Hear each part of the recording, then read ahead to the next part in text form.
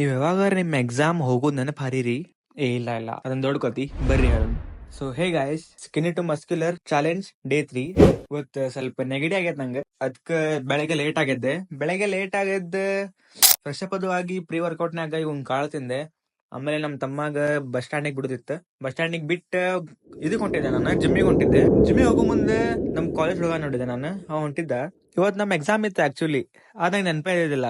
ಮತ್ತೆ ಜಿಮ್ಮಿಗೆ ಹೋಗುದ್ ಬಿಟ್ಟ ಮನಿಗ್ ಹೋಗಿ ರೆಡಿ ಆಗಿ ಕಾಲೇಜಿಗೆ ಹೋದೆ.